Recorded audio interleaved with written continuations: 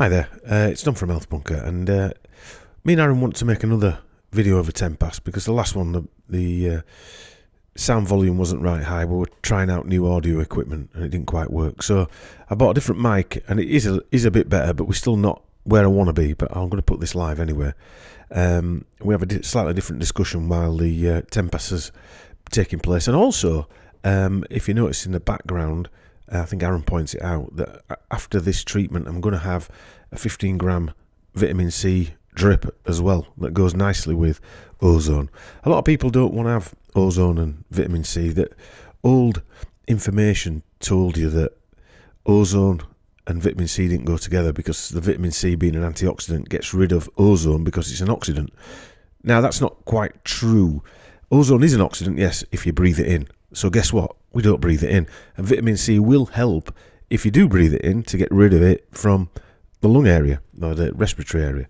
However, ozone's this fantastic molecule that when it hits the blood, or if it goes in water or a rectal insufflation, it turns into an antioxidant. So an antioxidant probably won't get rid of another antioxidant. So vitamin C won't get rid of ozone, for instance. And ozone makes nutrients more bioavailable. And because of this, it is a great mix having a nutrient IV at the same time as an ozone IV or a Tempass because of that situation. Anyway, I did the full video of the Tempass again, and we have a good talk all the way through it. And I also put a bit in with the IV as well. I didn't put all of that in, otherwise it'd have gone on for another 30 minutes. And there's enough to sit through watching this bit. But as you can see, it's quite a simple process, putting the cannula in and getting ready to have the treatment. I mean, it's totally painless. You do feel a little bit of a scratch when the needle goes in, but that's about it really. There's nothing you can feel when the actual therapy is taking place. Blood's coming out easy. It goes into a vacuum bottle.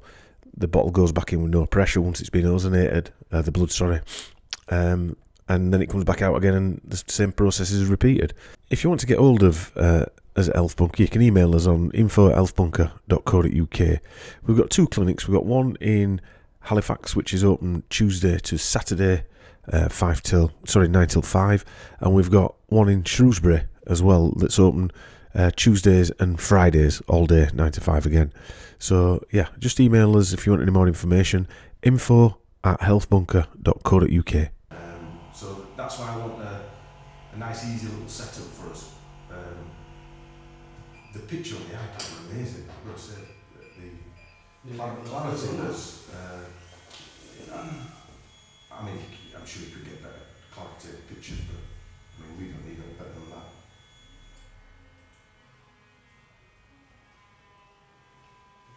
Racing out the track, Dom, so it should be real nice. Yeah, well, like I said, easy pass for it. I'll just do a bit of an introduction and then. Alright, we're back again. We're going to try again, Aaron.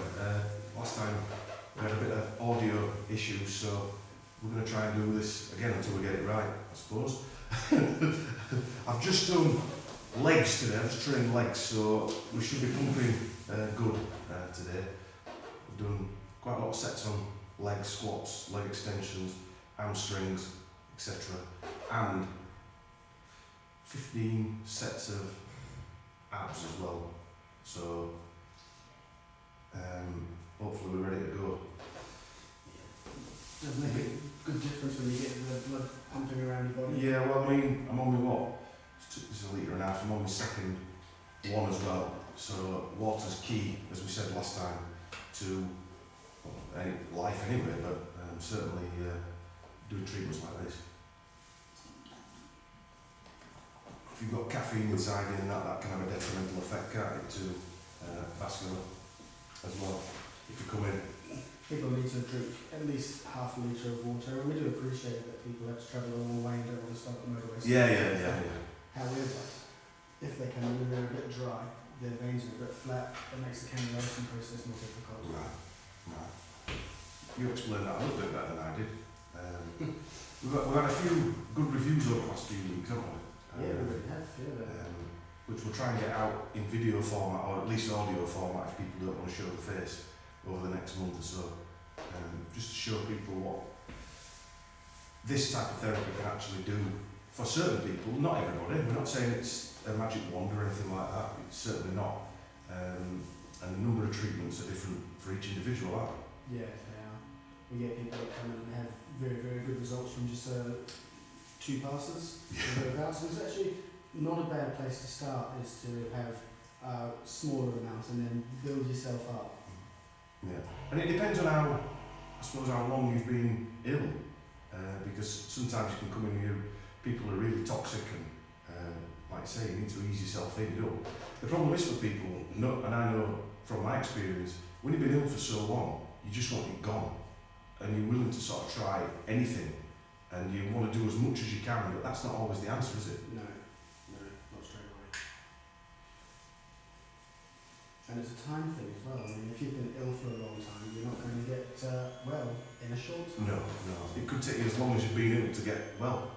Yeah, despite that, we do see immediate benefits from people, particularly from a sort of brain fog point of view, and that happens throughout the pass process. Yeah, you get to like number 6 or 7 and you start feeling different, but that's actually a proven thing. Dr. Mahogany has said that 7 passes of 150 mil start releasing stem cells into your system naturally. So that increase in stem cell activity is bound to have that action, where people's eyes light up and they start talking more. And, it's seriously that. it is good to see when people come in, especially who are pretty ill, when I see people like that who've got Lyme disease or autoimmune issues that come in, I realise before we knew we had Lyme disease, what doing ozone actually saved us from, because it could have been us in that position if we hadn't been doing ozone saunas, ozone water, ozone insufflations and things like that at home, unknowingly, and massive amounts of vitamin C, orally and stuff. What was your first experience with ozone, Tom? I bought from Tobias in America, whether Tobias were working there, I don't know. It was an ozone sauna, and they were pretty primitive back then. You're talking, I went in an ozone sauna in Halifax, a lady had one at a health food shop, and I run a father owned like a supplement health food type place, and she had like a little bit at the top of the shop, similar building to this, and they had an ozone sauna, and I went in that. And what I noticed when I went in the ozone sauna, it was the steam as well, it wasn't just the ozone, but what I noticed was that my symptoms while I was in it, when the steam hit, when the heat started, my symptoms went away, which was pretty astounding when you felt that bad. Now, they didn't stay away, it sort of came back after I got out, but it was the first sort of thing where, there's things that can actually help. It's not all bad news.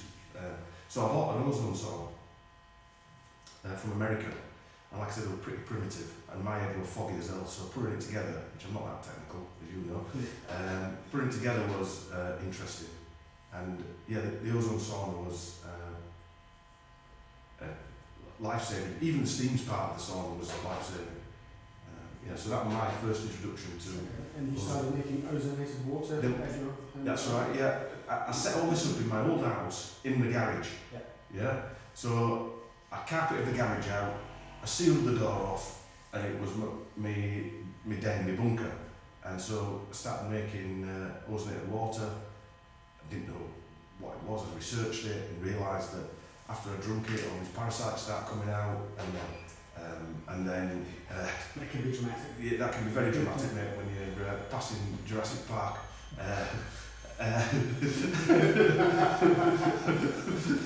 Anacondas coming out, and then we started doing ozone insufflations, where again, not like we can do here with these machines, where it's very accurate. You put in 25, 50 mils in at a time.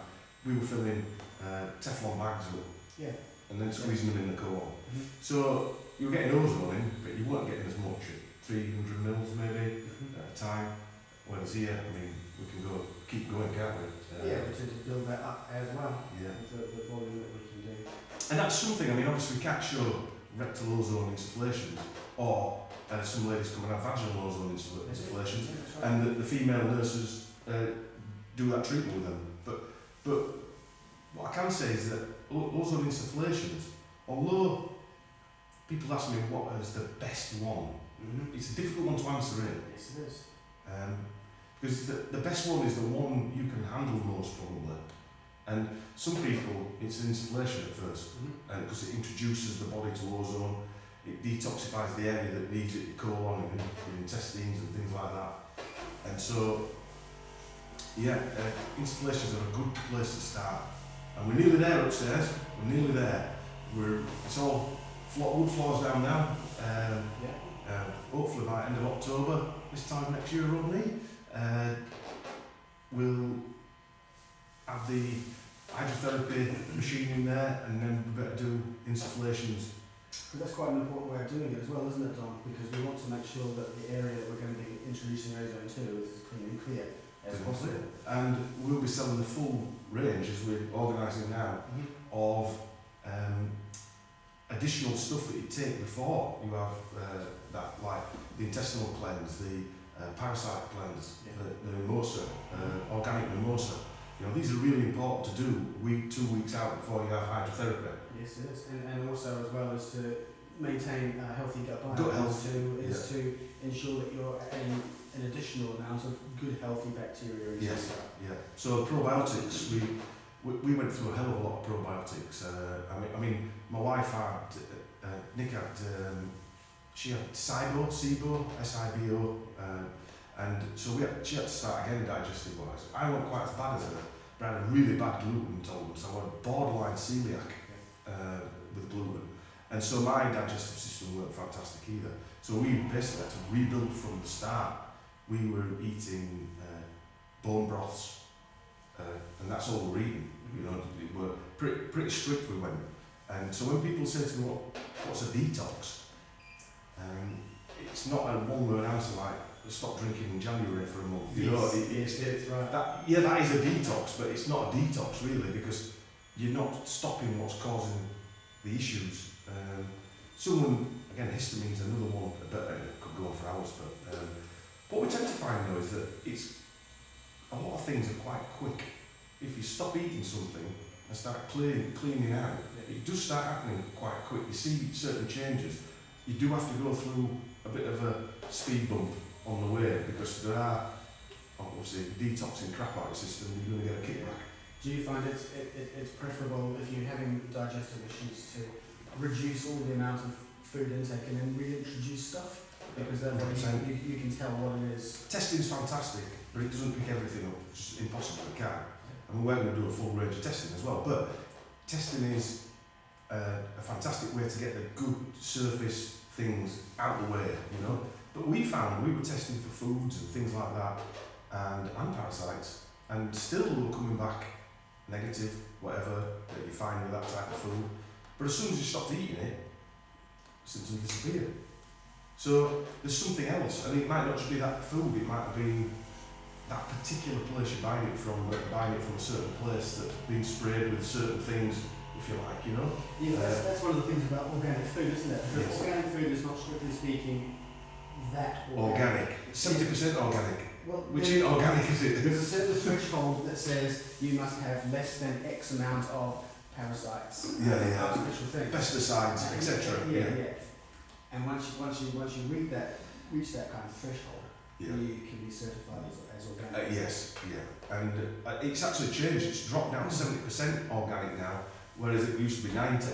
So they're actually reducing it. So organic doesn't mean organic anymore. But anyway, that's a totally different story. But so it is a difficult process, and also what you find is that we were fortunate because both of us were going through a similar process at the same time.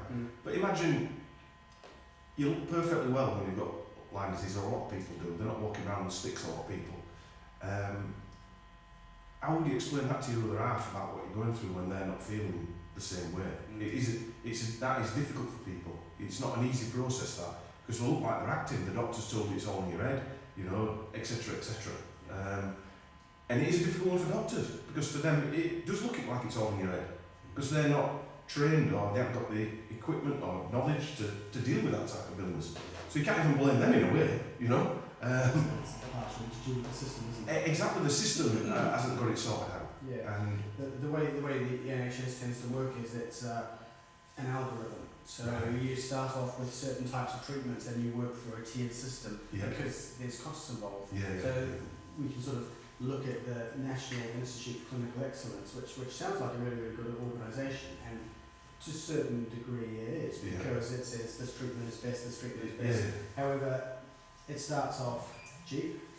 It starts off with one shoe fits all kind of treatment, and if that doesn't work, then plan B, plan C, plan D, and that can be really frustrating people to go through. Especially the waiting lists are just enormous. Waiting lists are huge.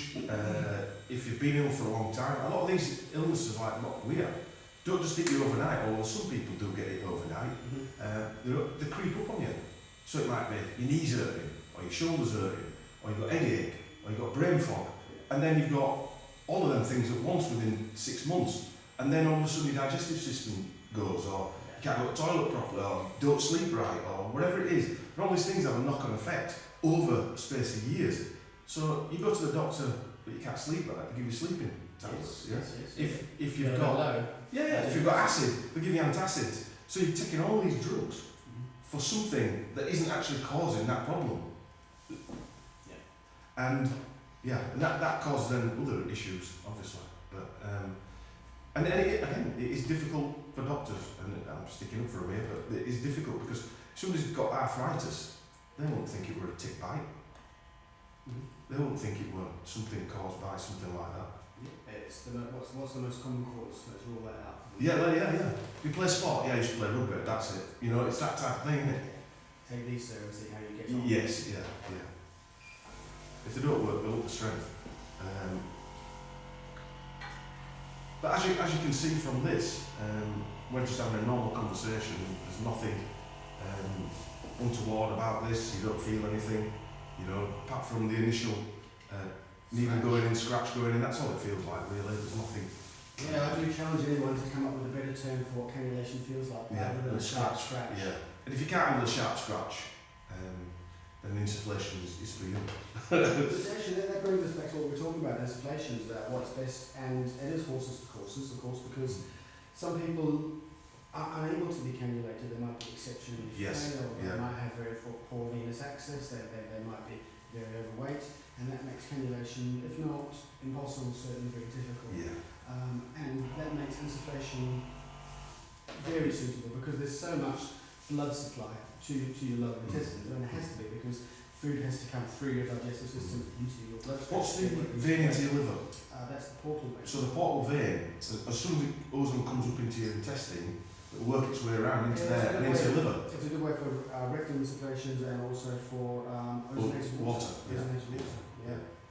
Which was my first experience with ozone when I first came here. And then you drove home, didn't you?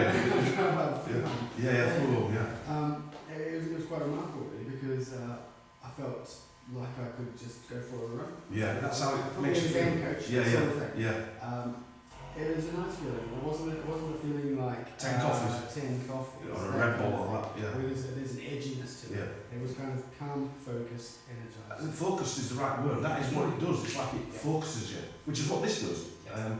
I mean, Nick, when she had a treatment last week, the day after, right, she's cleaning all cupboards out. You know, it does them jobs you haven't done for a while. You end up doing them jobs. It's a strange thing. You just realise that.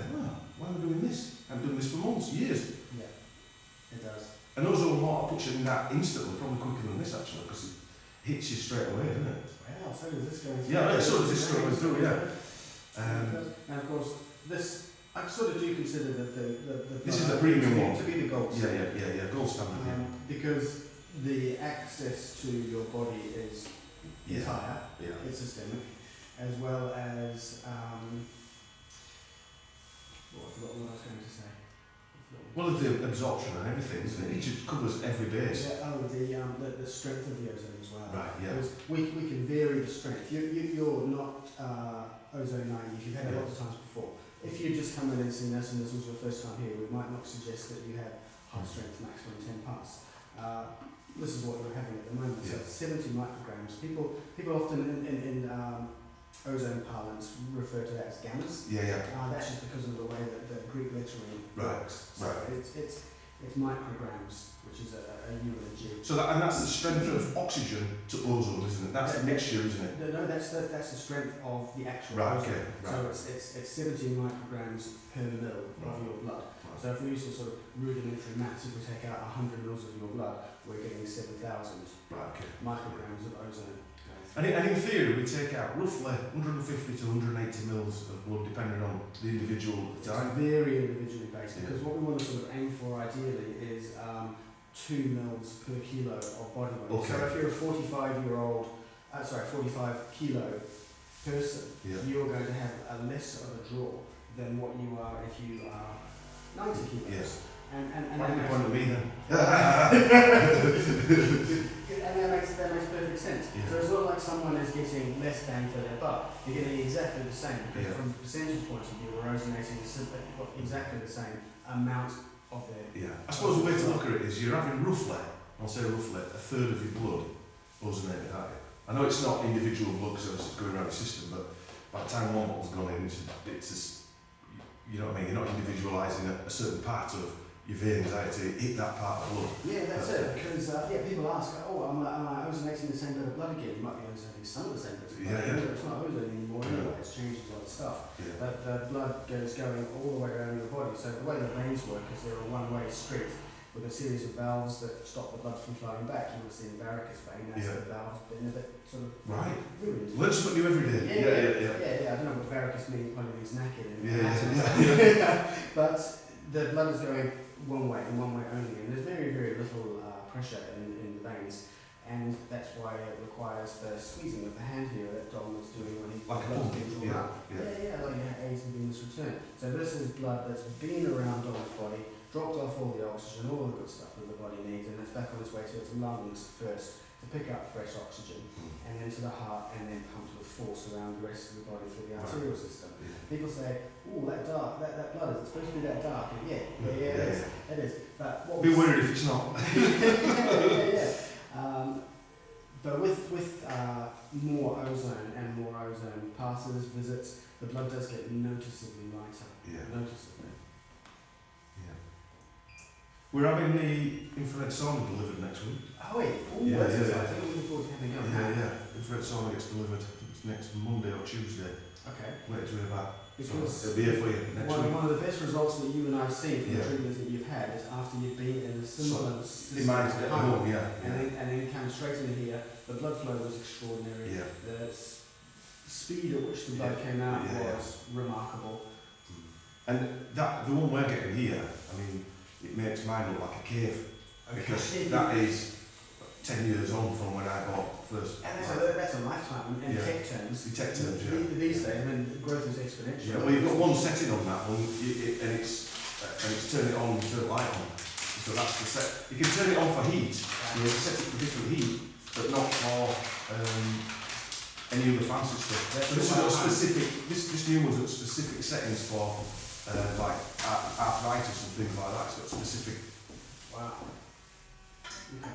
So even ozone tech has come on a long way. This machine that we're using, it's top of the range. Yeah. You don't get much better than this. No, You don't get any better. It doesn't get any better. This is the only one of this. This is the Rolls Royce of ozone machines.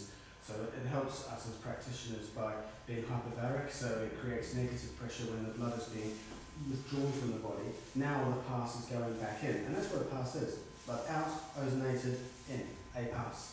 So when the blood is going back in, as it is in now, we've got a little bit of positive pressure because that's created by oxygen. You might catch a glimpse of it over there. That's medical grade oxygen, so 100% pure. Comes into the ozone machine, it gets converted into ozone, and then added into the blood, which is why we have the agitation going on there, so that increases the surface area of the blood, so it gets ozonated. But that's a far cry from how it used to be done. I mean, it still works, the old ways, but to do 2 passes can take up to an hour, and it can be quite invasive. But this is a very uninvasive procedure.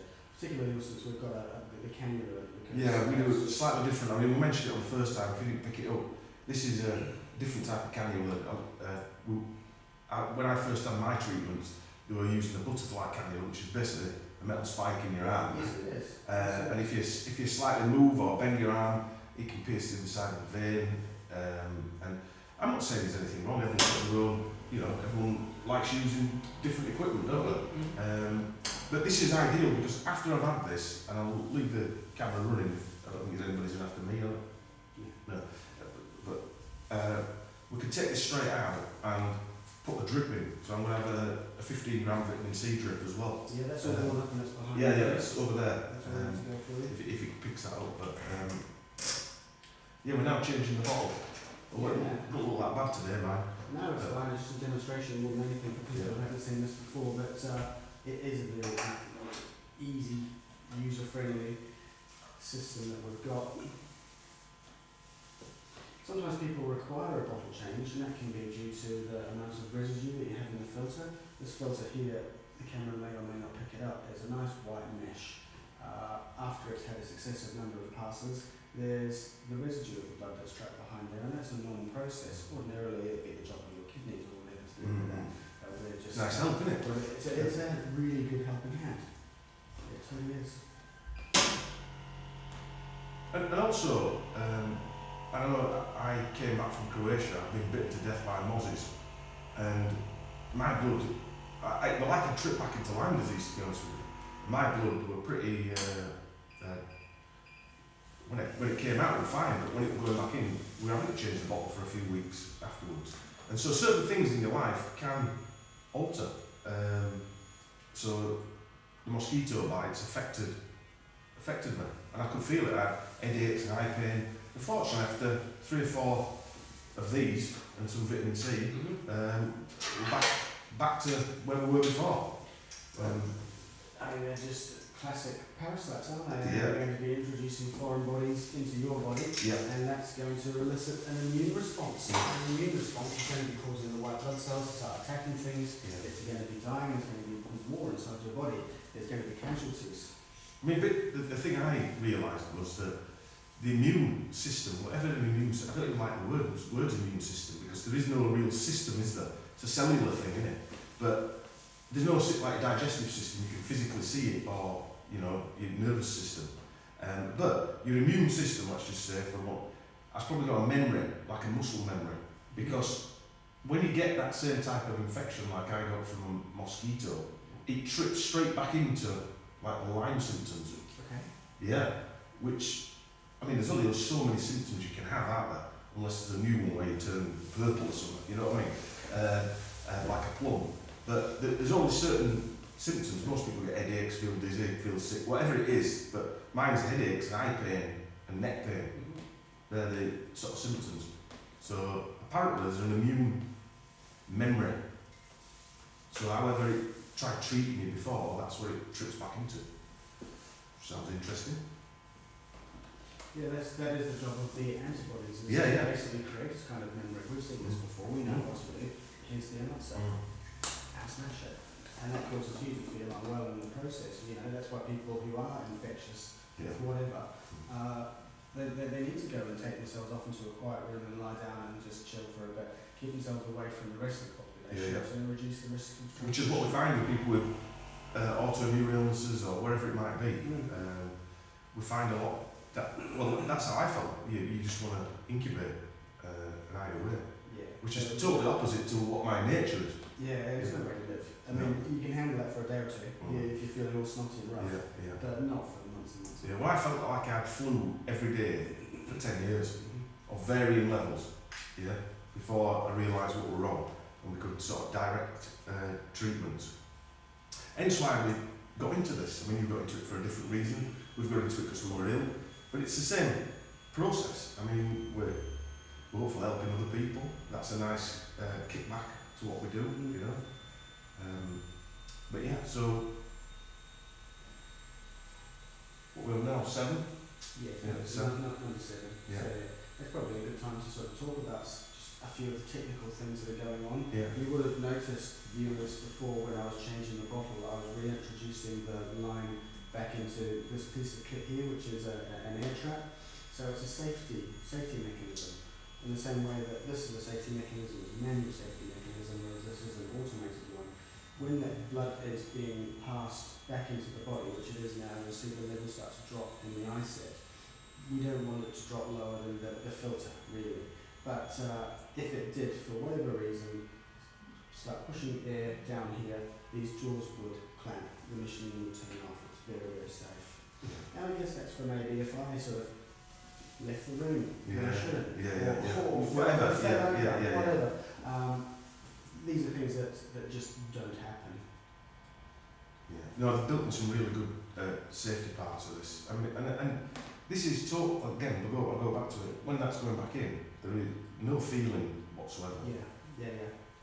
I mean, I think that's one of the things that sort of really appealed to me when we first started talking about ozone and I started doing my research and everything and then doing some work with you. Just how reassuringly safe the whole process is. Yeah. It's so very, very safe. One of the things that we obviously need to be aware of is that we are using a small amount of medication to stop the blood from coagulating or clotting when it's outside of the body. It's a very, very safe drug and we're using it in extraordinarily small doses. It's the same family of drugs that you would be given, albeit in high doses, if you broke a hip or Achilles tendon or snap or something and you're hip bound. So to an order so you don't get blood clots, it just helps to thin the blood a little bit, help with the circulation. It's one of the oldest drugs is heparin as well, isn't it? It's been around for a long time. And there's lots of drugs that have been around for ages and ages. Yeah. You know, that are proven.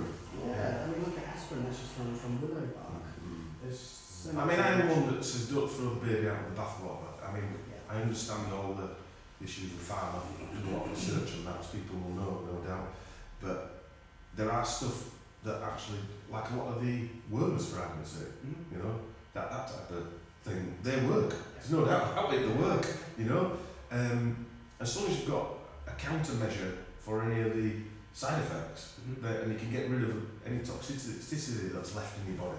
It's a long term in it using stuff. And the good thing about this using it long term is that I do ozone on a daily basis, as you know. And when you're up here, you're doing ozonated water, etc. And there's no effects, you know. In fact, I reckon, and I'm not being arrogant when I say this, I do an insufflation every day, right? Unless I'm away. I do it every day, religiously every day, and 1,000 mils. That's a lot. 1,000 mils every day, and I doubt whether there's many people that do that on a daily basis. I would have thought so. I mean, the studies that have been documented are on half that amount. But we've been doing that for 4 years. You know, it's like repetitively for years. I think this works better for people who are actually well. I know that sounds ridiculous, because if you're well, you're not catching up with yourself. So if you're relatively well, you actually get more benefits from this than you do if you're trying to get better. Optimise and maximise your health. It will do that. And we have people, obviously I'm doing it, but you do it as well. You know, you had a treatment last week, didn't you? I did. Every nurse here has treatments of everything we do. We're a bit spoiled. Well, so we should be. I mean, it's part of the learning process and the process of what we do. We need to be able to say it does do that because I've had it. Particularly if people ask questions about the process, and we can talk through the process, but we need to be able to discuss with them as well how it feels. Real time experience. This is my experience with it, and I think that goes a long way. It's not like with medicines when you're working in medicine that you can say, oh, I've tried this drug, this drug, this drug. You bloody haven't. No one has. So because we're using medication and because we're giving it directly into the IV, into the bloodstream straight away, we need to be very careful. We need to be making sure that we're doing exactly what we're doing properly. But what we need as well is it's a two-way street. People have to take responsibility for their health as well. So there's an expectation that people will fill in their health questionnaire before they come. There's certain things we absolutely must know. There are some absolute contraindications for administering ozone therapy this way. It can be pregnancy, could be leukemia, can be Could be lots of things. can't it? certain medications which will not agree with This warfarin. process, or the process. You won't agree with the process either. It's not just the blood thinners. It's you know, but then insufflation might work for you. You know, Absolutely. So yeah. there's, you don't just have to think that this is the only treatment you have to do. In fact, for some people, I'm sure that insufflations would work better for them than this. Also, ozone injections as well. If you've got joint issues, I mean, you know, it's like you've injected yourself. I find out, but you've injected yourself. You did your Achilles in, you know, and you what are your Achilles in your ankle? It was the ligaments in my ankle and also my knee. Yeah. Bear in mind, Aaron is a black belt at Krav Maga. Yeah. So, you know, he knows not just anatomy and he knows what it's like to train and get injured and be out because obviously he wants to keep training, practicing his Krav Maga. You're a trainer as well, aren't you? Yeah, I've got a responsibility to teach others. Yeah. So, you know, when you're into sport, and it's something we'll start getting into, I think, a lot heavier than we are at the minute when everything's finished.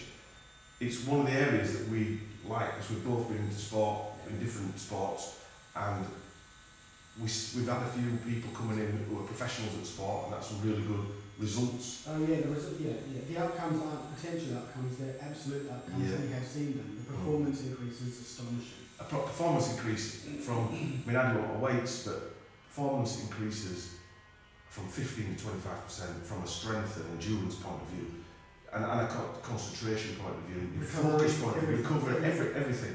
You have one of these the day before you train, and then train. I'm telling you now, even injections wake me up actually more than this does, ironically. Yeah, you have a lot of injections and the musculature. Yeah. And that is just instant, boom, you know. And not only that, from a lifting point of view or a body, you feel the connection to the weight more, and the pump in your muscle increases. Yeah, it will do.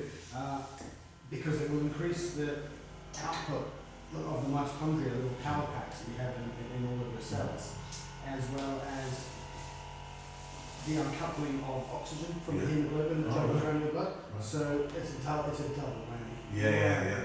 Right there. I mean, eventually, one of my, what I'd love to do is, I'm probably saying this on camera now, I shouldn't, but I'd like to sponsor a pro bodybuilder, an IFBB pro. Probably better off season to start, because then you don't want to do it leading up to a big competition, because you want to start from scratch really. And that would be an interesting process to sit back and watch if there's an increase in muscle growth, as well as strength, the health benefits. as well as the health benefits as well. Because a lot of the work that I do I work with athletes, Yes. and a lot of them take imaging performance enhancing drugs like anabolic steroids. It's not a secret, it's just a fact. They just do, yeah. That's what happens. I chose not to, but my mates didn't, you know.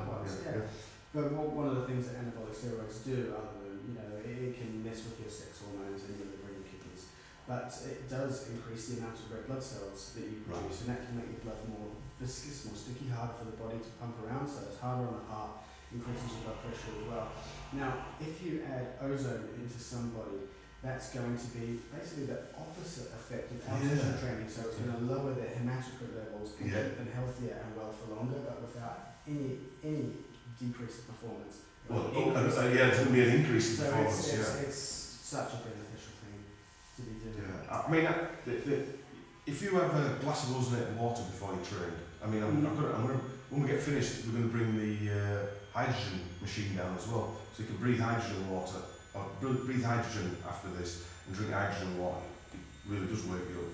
So there's all these little things that we can add to this treatment as well, from a sport perspective and from obviously an illness perspective, or a wellness perspective.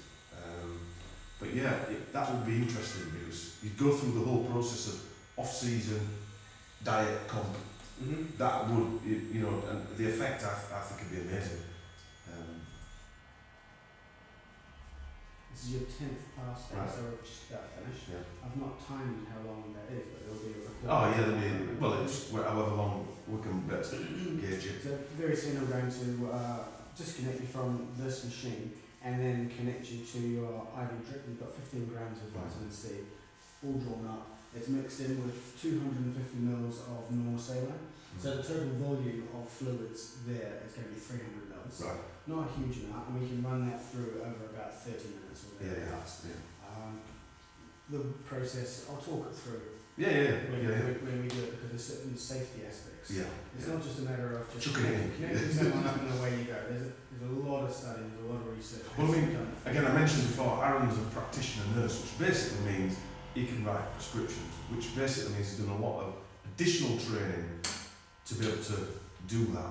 And not only that, you've got things that you've got to protect, which is why I want to get involved with someone like Aaron, because we want to be a proper bona fide clinic, not a corner shop, there's an injection clinic, you know. And Aaron brings certain procedures and rules to it that I wouldn't know about, or Nick wouldn't know about, and so that's how we've got to go. However a doctor would do it, that's how we've got to proceed. There's a certain standard, and we want to be aiming for the highest possible standard to have the highest possible outcome.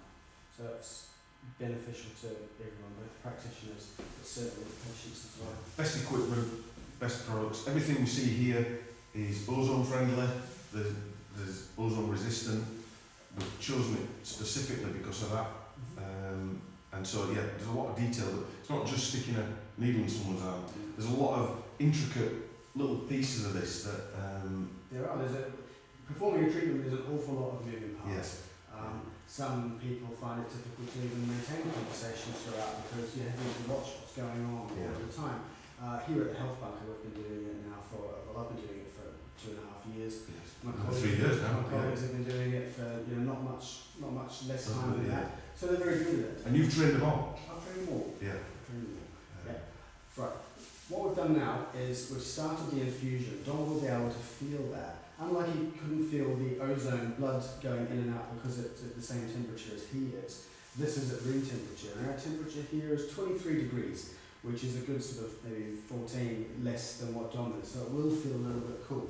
We always run it through initially for about 10 seconds and then stop it for 30 seconds. It's wise to have visible areas of skin. So we're just looking for any kind of adverse reactions like a rash or Dom having difficulty with, breathing, whatever. We want to just make sure that everything's fine and you're good.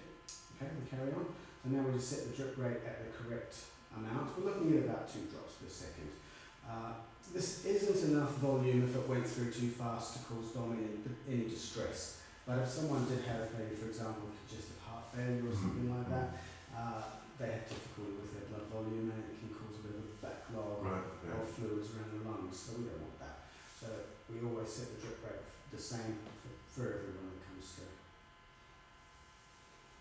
And this is 15 grams of vitamin C. Vitamin C, and honestly, if you try to take that much, you might end up in go through it like a Porsche. paper. Well, I mean, as you know, I take a lot of vitamin C orally. If you absorb, even if you take powder, you would absorb only maximum 10%. Okay. Yeah. That little person. That little, yeah, 5 to 10%. Yeah, if you take capsules or tablets, even less, right? So if you think about it from that point of view, you would have to take to absorb from 10 grams. You'd only get 1 gram, for argument's sake, maximum. Yep. And you're taking 15 grams. So you'd have to take 150 grams, roughly. Yeah. Yeah. And that's not possible. It's not possible. Even if one of the last of it going through, and you can see as well that the bag, which was quite plump, is now squashed in. It sucks its sides in, so that means that there is no air that can go running through into you. It's a really, really nice way of doing it. All I need to do now is just climb off to stop the infusion entirely, remove it, and you're free. And it's a pretty painless process, and I say pretty in the loosest possible terms because sometimes people are quite hairy. Yeah. And these are quite adhesive dressings, despite the fact they're hypoallergenic and all the rest of it. It can cause a little bit of discomfort to start. You're alright. Yeah, but rhino skin, that's why. Yeah,